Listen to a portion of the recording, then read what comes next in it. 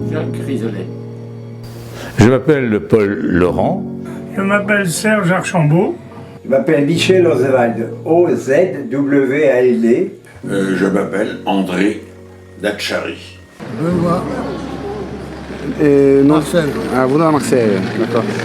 Donc vous avez participé dans quelle année? De 1951 à 1953. J'avais 23 ans quand je suis arrivé en Corée, presque 24, et c'était donc en mai 1953. Bientôt 94 ans. Bientôt 94 ans. La semaine prochaine. 1951-1952. C'est ça, fin 51. 53. 53. Oui. Du mois de novembre 52 Oui. jusqu'à juillet 53. Ben, la guerre, vous savez, c'est jamais beau, hein. C'est toujours atroce, la guerre. Et puis, qui c'est qui sont le plus punis dans la guerre? Ce sont les civils. Ce sont les pauvres gens qui sont obligés de partir de chez eux, que leurs maisons sont cassées et tout ça. Voilà.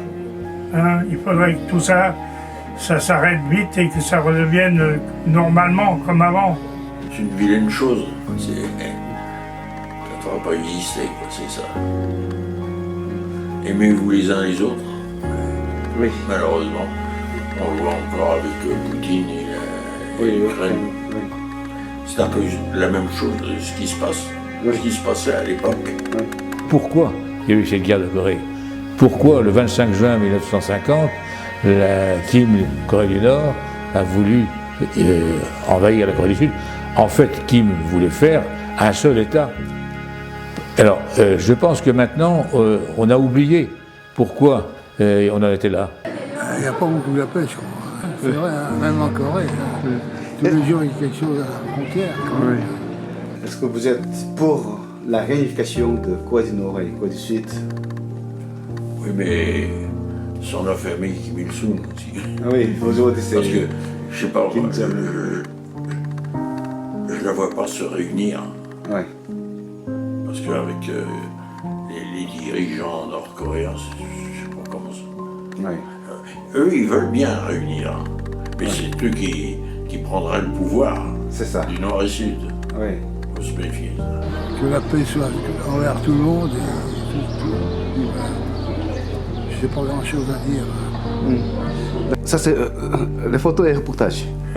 Ensemble. Alors, dernière question.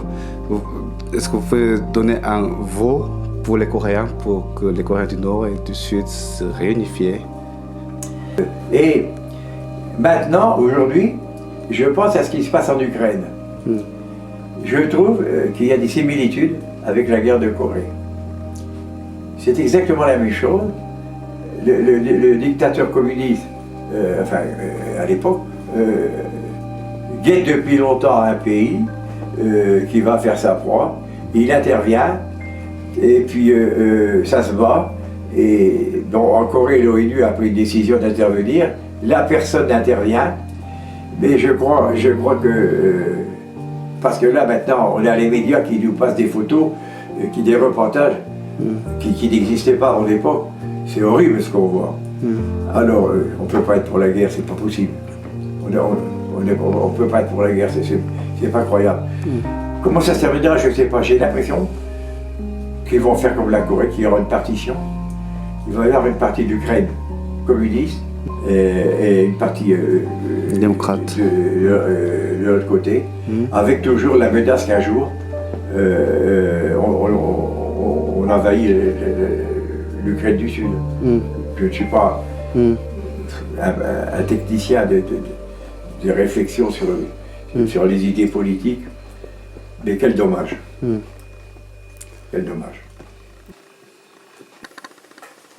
Pour vous dire, c'est difficile à dire parce que il me semble avoir contribué au renouveau de la Corée. Vous avez un mot pour les Coréens, un vous pour les Coréens? Eh ben, ils sont de tout cœur avec nous, hein. Moi, les Coréens, puis j'ai vécu avec eux longtemps, donc On a gardé de très bons souvenirs. Nous. Oui, on me pose souvent cette question. Oui. J'ai l'impression quelquefois que je suis un phénomène. Hein, en réalité, je suis l'archive. Hein. Il se trouve que je suis parti très jeune et aujourd'hui, eh bien, j'ai encore mes facultés, un peu diminuées bien sûr, et on peut poser des questions. Donc la guerre de Corée que j'avais rangée dans mon cerveau, mais que je n'oubliais pas, hein, elle a revécu. Ça a commencé avec les masques que nous ont offerts si gentiment les Coréens au moment du Covid, de la Covid. Et depuis, on y repense. Vous avez quelques mots à dire au peuple coréen? Eh bien, je les embrasse de tout mon cœur. Et bravo pour ce qu'ils ont réussi à faire de la Corée du Sud. D'accord. Voilà, c'est merveilleux ce qu'ils ont fait. D'accord. Voilà. Et je les remercie, ce qu'ils font aussi pour tous les gens du bataillon français de l'ONU. Voilà. D'accord. Ils ont une reconnaissance vers nous qui est extraordinaire. Est-ce que vous voulez retourner en Corée un jour? Ah, je vais retourner. Quand je serai mort, je vais aller me faire enterrer en Corée. Ah, d'accord, à Busan, À Busan. comme votre camarade avant. Voilà. Alors, c'est vrai que c'est une question en fait, c'est pas moi qui a fait. Mais... si on va au passé, s'il y aura encore la guerre en Corée, que vous êtes encore jeune célibataire, vous n'hésiterez pas à participer à la guerre de Corée? Ben, bien sûr. L'état d'esprit dans lequel j'étais à cette époque-là, je me permets, même à mes bientôt 94 ans, avoir toujours cet état d'esprit. Un mot pour les Coréens? Je leur dis bonjour à tout le monde. Et à bientôt.